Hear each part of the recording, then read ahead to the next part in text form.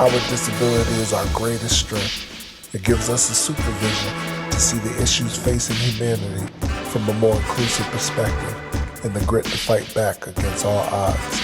Welcome to Super Adaptables, the More Than Walking Video podcast discussion.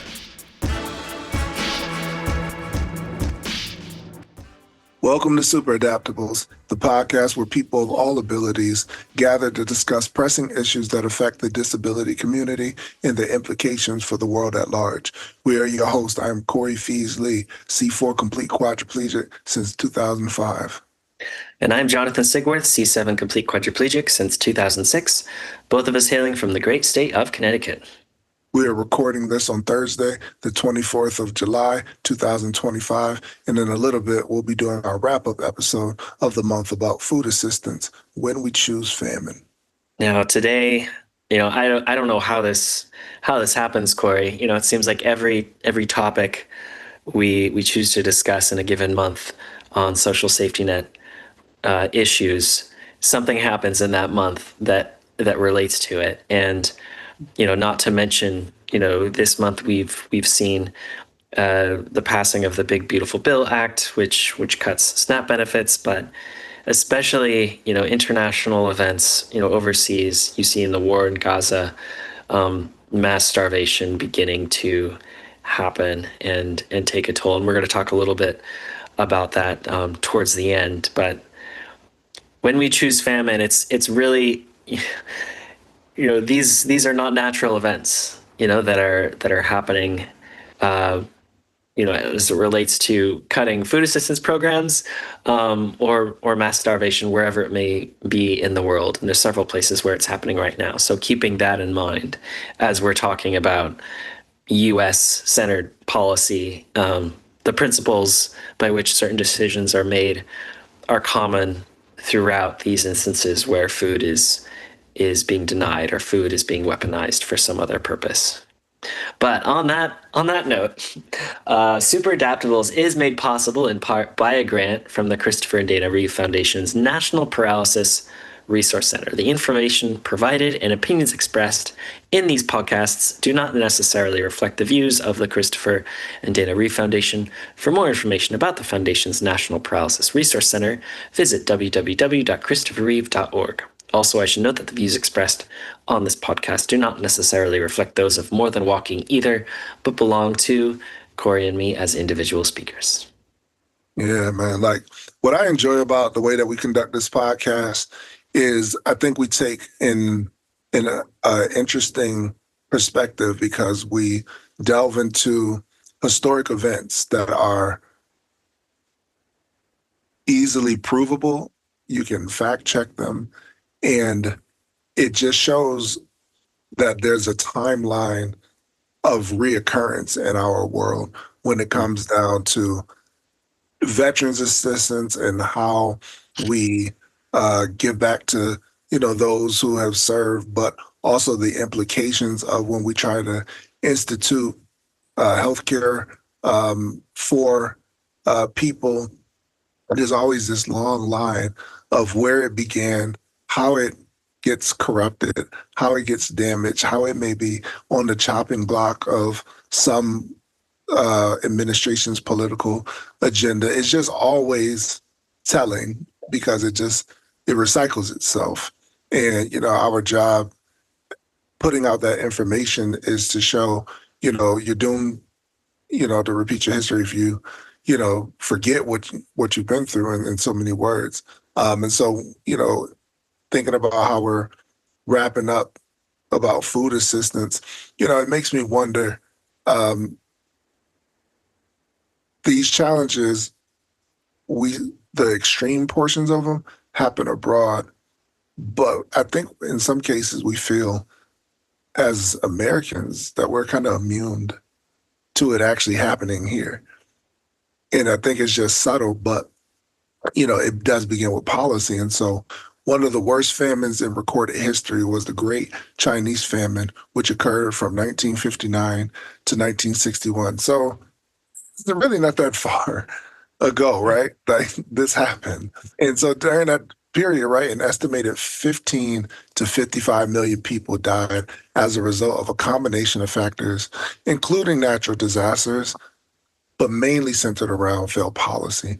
And that policy was known as the Great Leap Forward, led by the Chinese Communist Party's chairman, Mao Zedong. The goal was to industrialize China and move away from an economy that relied heavily on agricultural production. The results were devastating. One economist is quoted as saying, enormous amounts of investment only produce modest increases in production or none at all. In short, the Great Leap was a very expensive disaster. So it's just this idea of how we can begin with good intentions for something, but then we alienate the most vulnerable in those situations. So given with the Great Leap Forward, it sounds good, industrialized, change from one type of economy to maybe getting more, but during that time period, farmers who were caught farming and making their own crops and not in the factories that they designed for them or not producing food to give out to the masses, they were persecuted as a result. And so their own policy was inflicting damage on their own people, which, in a lot of cases, we see that happening, not just abroad, but even here in the United States. Yeah, and a very expensive disaster, 15 to 55 million people dying as a result. And speaking of expensive disasters, we began this series on food assistance by referencing the Great Depression, a pivotal point in American history where people went from feasting to a financial famine that led to high unemployment, poverty, death, and food shortages across the nation. Although there was a surplus of food, much of it went to waste due to people's inability to purchase items and supply chain interruptions that affected the distribution of goods.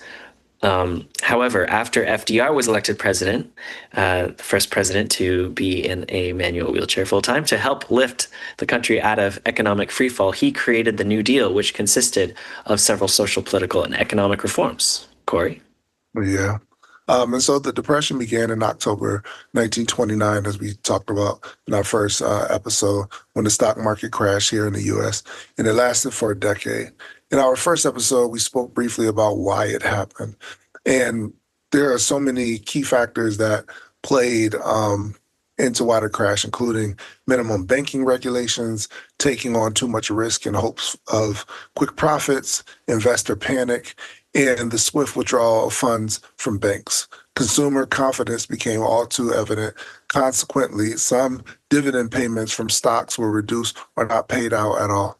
And before the collapse, it was the Roaring Twenties, which was a period of time of prosperity and cultural change. And I think that sometimes we can have a great deal of self-reliance and greatness in what we accomplish. And that then takes away from how we know how to deal with catastrophes in the future because we're so codependent on ourselves sometimes. Yeah, absolutely. I mean, especially here in the United States, where you want to feel like every single day you have the ability to shape your own future, right? Like if I work hard, I'm going to be able to afford my groceries. If I eat healthy, if I buy fruits and vegetables, I'll live a longer life. Like all these things are in my control. These are choices that we make as individuals or heads of our households or members of our community. But the fact of the matter is, when it comes to food, there are so many systemic factors, economic forces, government policy. There's this huge infrastructure upon which my ability to go down to the grocery store and get a banana, depends. It depends on foreign trade. It depends on, ships being able to navigate the Suez Canal and all these other things happening around the world. If all those things don't happen, I'm not going to get the food I need. And we really are at the mercy of these macro level policy shifts that, as we've described, have resulted in the Great Depression, have resulted in the Great Leap Forward and those famines. And so this idea that we can be self-reliant on just our ability to feed ourselves, it's an illusion. And we need to wrap our mind around that and understand our reliance on each other. And what's really amazing about what FDR did was he recognized that he recognized that codependency that we all have and put it into government policy to respect it and to look out for those who come upon hard times, who are at the very bottom, who were not at fault for those over investing in unstable stocks. Who were not at fault at the cause of the Great Depression, but they were the biggest victims of it. So during FDR's tenure, he created some important safeguards to help people deal with food insecurity. Corey, you want to tell us about SNAP? Oh yeah.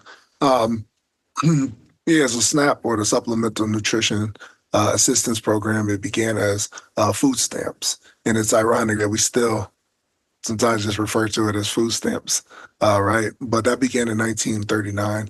And so the way it worked was for every dollar worth of orange stamps you purchased, 50 cents worth of blue stamps were received. Now, the orange stamps could be used to buy any food, right? But the blue stamps could only be used to buy food determined by the USDA to be surplus. So this includes things like dairy products, eggs, citrus fruits, prunes, fresh vegetables, flour, beans, cornmeal.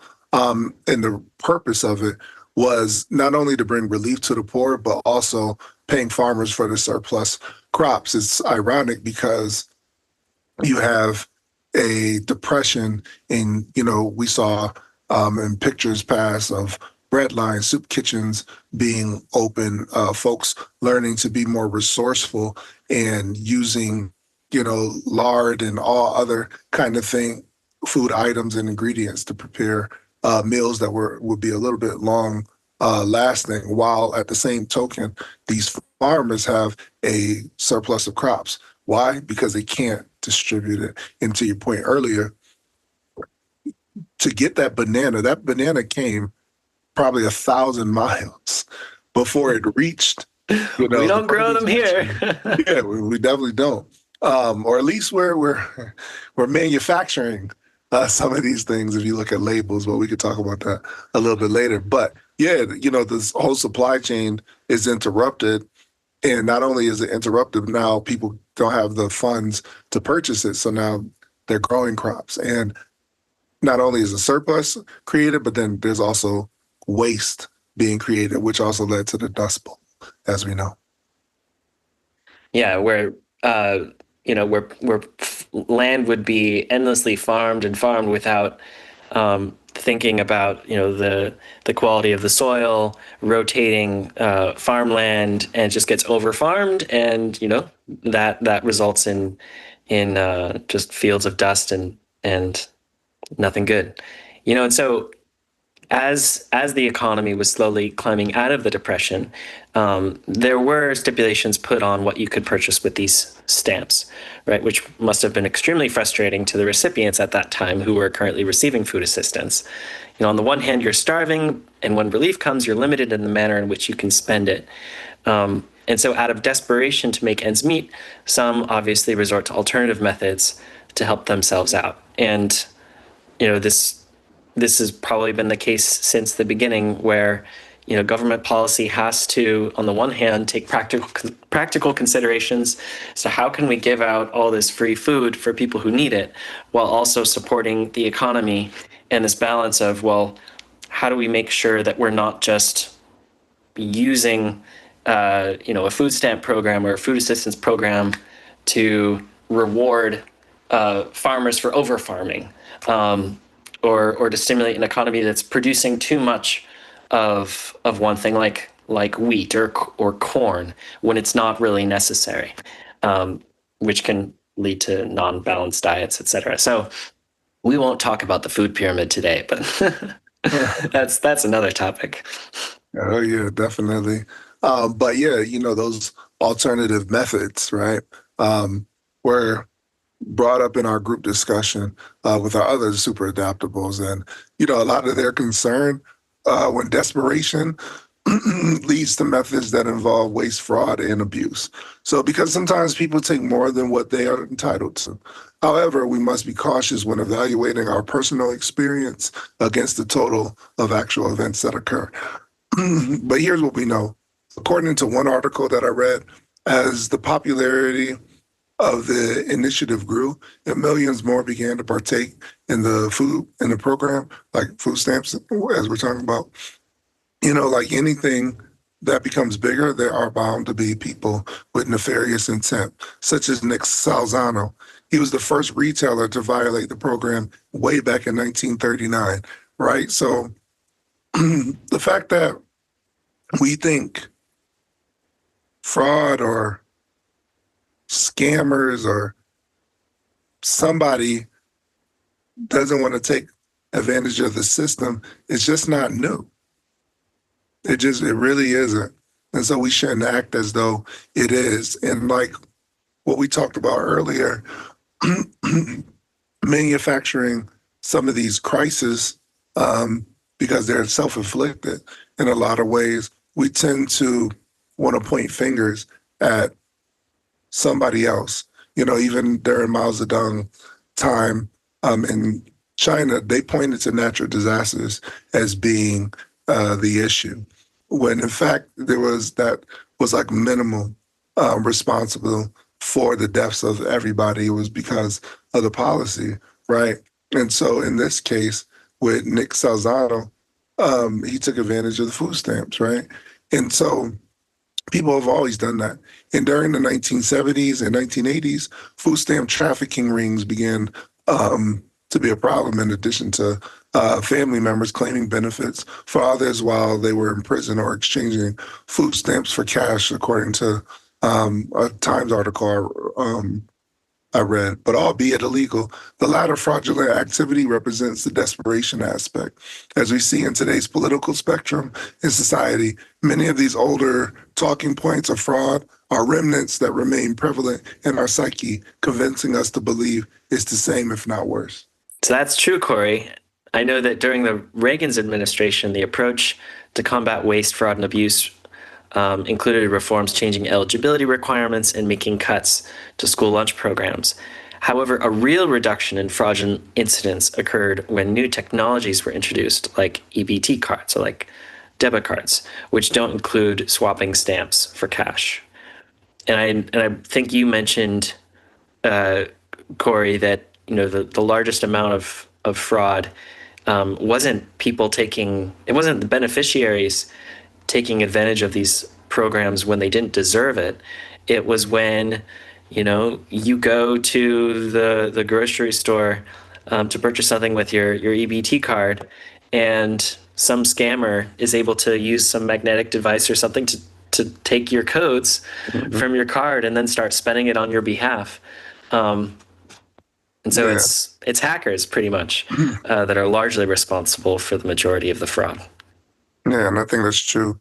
And in a lot of cases that we think, I believe it was one of our podcast guests that talked about, like, exchanging your food stamps for cash. And it's like, if the EBT card can't do that, you know what I mean? Unless a person maybe takes the person's card and then says, okay, I'll let you use my card for cash, but I don't. That doesn't really seem like it's the case according to the studies that I've personally read. So, what is the solution for it? Is not slashing people's benefits. It's not being accusatory and saying that it's some lazy person down in a basement, in their mother's basement, and they're just collecting right now. That's not Right.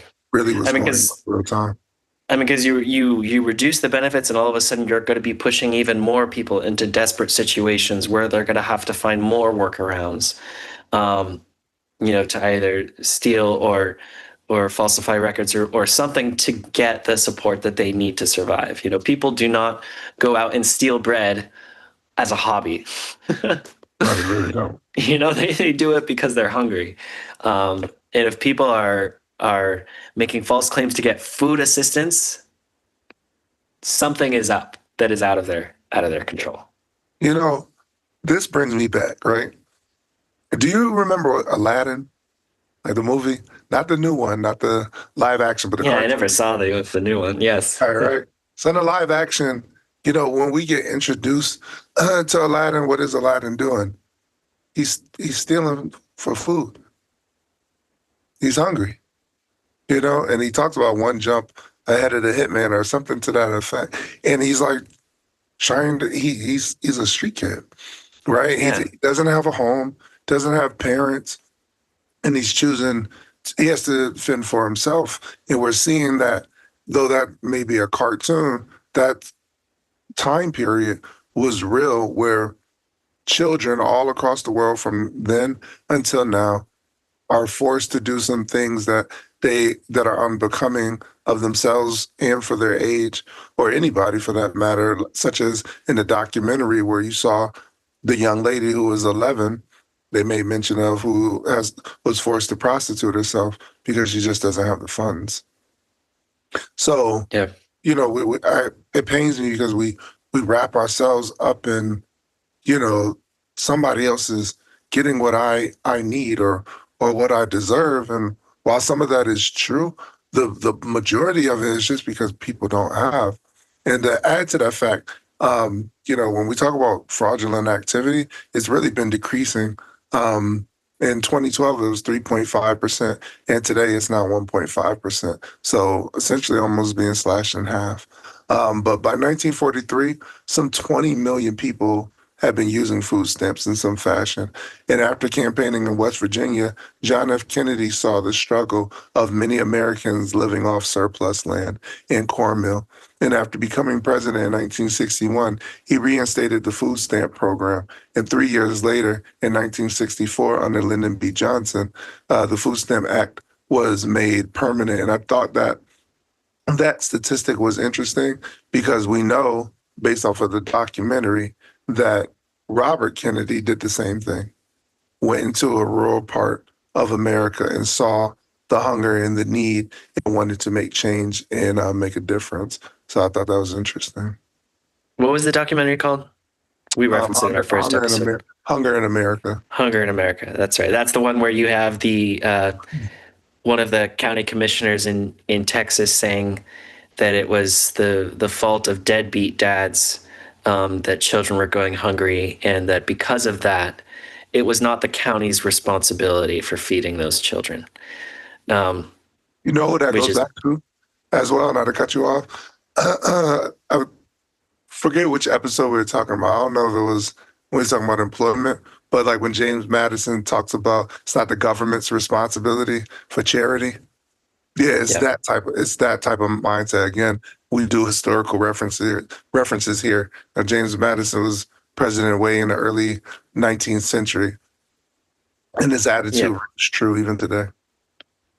Yeah, I mean, and the fact of the matter is, most of those dads are probably working. Yeah. We're not making enough, and that is the same excuse.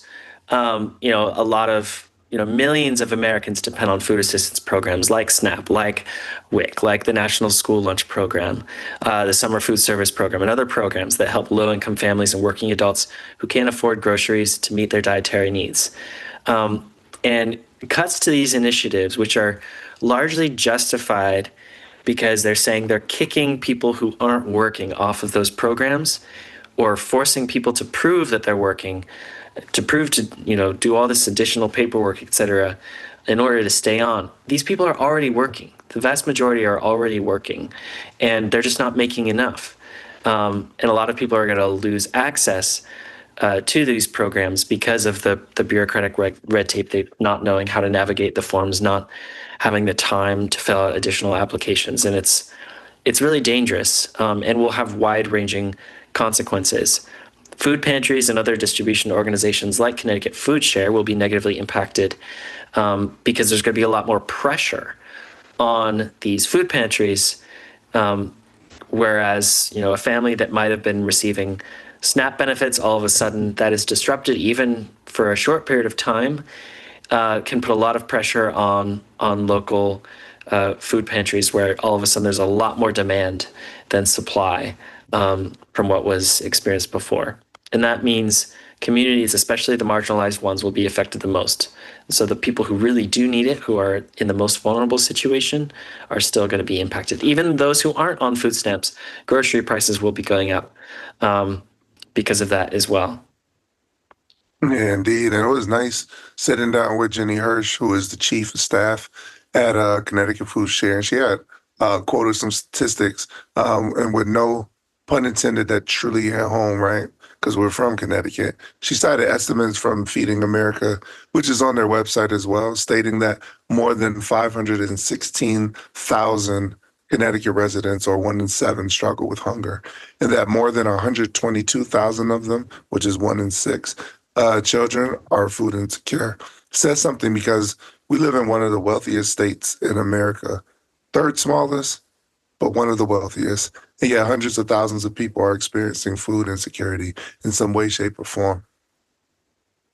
Yeah, absolutely. And one of the important practical takeaways from that discussion was that, if anyone listening here, if you are a current SNAP recipient, or you are in need of food assistance, the best place to find out about how to get access to those programs, or how to reapply, or learn about updates to the policy and what you can do to continue receiving the support you need, is to go to your local food pantry or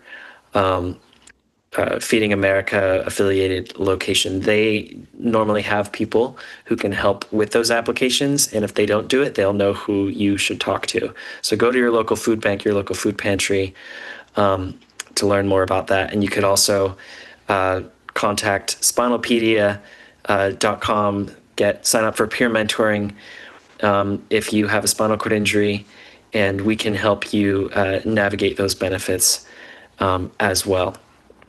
So now kind of, turning from a lot of these food insecurities that are happening domestically, there is no shortage of these things happening at epic proportions abroad. Recently, many news outlets have been reporting on Palestinians living in Gaza, who, for example, who are facing mass starvation due to the ongoing war and Israeli blockade of aid into the territory.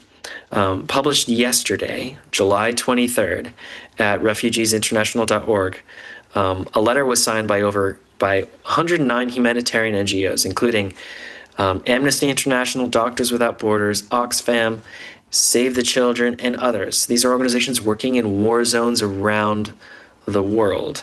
And they've declared that since the Israeli military and the Gaza Humanitarian Foundation, or GHF, which is a U.S. nonprofit, took over food distribution completely. Over 875 Palestinians have been killed while seeking food, 201 on aid routes, and the rest at distribution points. Thousands more have been injured. Distributions in Gaza average just 28 trucks a day, far from enough for over 2 million people, many of whom have gone weeks without assistance. And this was really terrible. One aid worker relayed that children tell their parents they want to go to heaven because at least heaven has food. I mean, that is the state of the situation for approximately 2 million people in Gaza right now. And the war in Gaza is not the only conflict where access to food is being used as a weapon of war. You have competing militaries in Sudan's ongoing civil war, which are blocking aid routes, burning crops, impacting the food security of 25 million people. In Haiti, you have 8,400 displaced people in the capital Port-au-Prince who are facing famine-like conditions due to blocked aid by gangs. And it is just devastating seeing these things happen in real time while we're here talking about SNAP benefits and should the food assistance match with inflation, and we're nitpicking these things, and our neighbors, an ocean away, it doesn't really matter where, but this is happening today. These are our neighbors, and people are dying and starving in their homes, in refugee camps, in their own communities. And it's wrong of us to imagine ourselves as being worth more or being different from those individuals. Yeah, absolutely. As I see those images of people like literally sticking pots and pans and bowls and other receptacles and containers out looking for flour. I read somebody's comment. They said, you're handing out flour to bake where if the building is destroyed? You don't have no running water in some places. You have to start a fire manually. Where are you getting food? It's just packs of rice that people are squabbling over, fighting over, trampling each other over because they're starving. It is disturbing, to say the least, when you see babies who are malnutrition because and malnourished because they just can't get the formula that they need when they need thousands of trucks to come in and out. And those trucks are being blocked or destroyed or people are being shot at. Food, like, just think about that. You want to get food and you may get shot. I think we here in America have to stop being so concerned with political ideology and start getting a clue to what's occurring all across the globe because it may well happen to us again.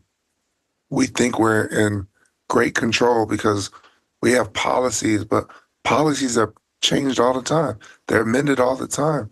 There's always a new administration or a new group that wants to change it or make it less. We have solutions. You know, it's not that we don't have the answers. It's It's not us. that we don't have food. Well, No, and Corey, to that point, it's not just that, this could happen here.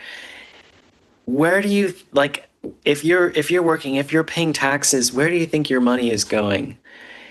American citizens are currently paying taxes, and that money is being spent to pay for weapons and bombs and bulldozers that are destroying people, that are killing people across the globe, especially in Gaza. And there are decisions being made on our behalf that are threatening the lives of millions of people. And if we don't understand that we are somehow responsible for that, then we are being so naive and so blind to the rest of the world. We cannot complain about the benefits that we're not getting if we are blind to the fact that we are responsible. We are becoming more and more responsible for the starvation of millions across the world because of the decisions that our government makes on our behalf. So, these things happen because of policy decisions, and it's up to the people that help those governments stay in power to make their wishes known. We're not powerless in this situation, but man, it feels like it, Corey, sometimes. no, I agree with you. Right before we right before we jumped on and began talking about this, I listened to an Israeli official talk to a British broadcaster, and the interview might have lasted, give or take, 10 minutes. And the Israeli official dominated the conversation by passing blame. It is Hamas, it's Hamas, it's Hamas. Hamas is doing this, which we have no doubt that, those nefarious actors and terrorist groups play a great role in starting things. But Absolutely. we who have a better sense of right and wrong sometimes have to be the ones to finish it. in a way that it has to be thoughtful, meaningful, and recognizing that you are no different than I. And, this humanitarian crisis is full of complexities. And as we talked about earlier, they're self inflicted. And like I said, it saddens me because at the end of the day, it's selfishness, pride, and an unwillingness to compromise and set aside our differences to reach a common goal. Yeah, absolutely, Corey. I mean, um, and everyone should condemn Hamas for what happened on October 7th and the fact that they continue to hold hostages. But man, that is, Corey, it sounds the same. It's the same logic for why you don't feed the starving children if you think their deadbeat dad is to blame. It's no justification for allowing millions and millions to begin to starve to death.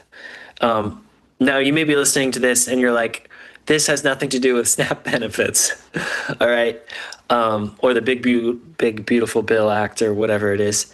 But here's the common thread: as it relates to basic human rights, we have a choice to either agree to them or deny them. There's really nothing. It's on and off, and the consistency of that decision ultimately determines who we truly are.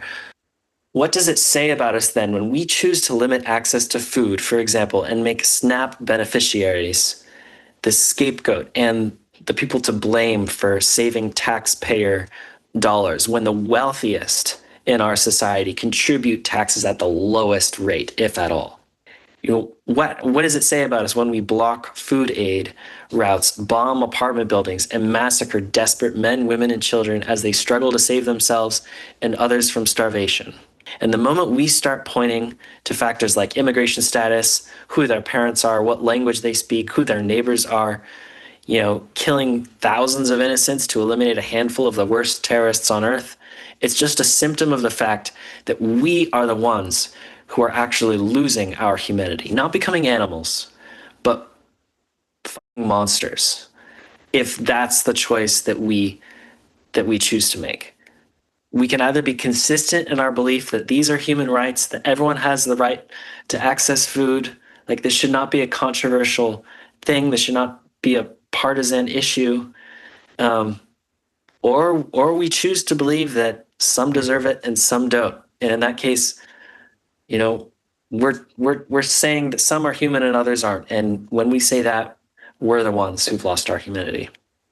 I think going forward in each of these discussions, we want people and those who are viewing to recognize your own frailty and your own basic needs. Imagine if you were robbed of these opportunities, or your children were robbed of these opportunities to just get the basic needs met. How would you feel if you were put in such dire straits in that position? And if you are going through it, let us know in the comments below your views and how you get through these tough times, tough economic times, because your perspective is a lifeline to someone else to help get them through it. And I hope that people take all that we are saying into consideration, because it's us versus us, man's inhumanity to man. But man, it's been a great discussion, John, as always. Yeah, thanks. Thank you, Corey. And everyone, I hope you stay tuned in and sign up for the More Than Walking newsletter at morethanwalking.com to learn about the topic that we will cover next and how you can participate, because your views on these issues matter, especially if you're living with a disability. Our vision really is that, these experiences, the struggles that we go through that make us perhaps live in a more vulnerable situation, they also make our voices more powerful. So no matter what you're going through, what you've been through, know that you have agency and we want to help you realize that and put that into practice. So also like, comment, and subscribe to our More Than Walking YouTube channel to watch each podcast, and click that notification bell so you are alerted when new episodes drop. Follow us wherever you listen to podcasts. Just search for More Than Walking or Super Adaptables. Indeed. Until then, remain encouraged, stay hopeful, and above all else, Keep adapting.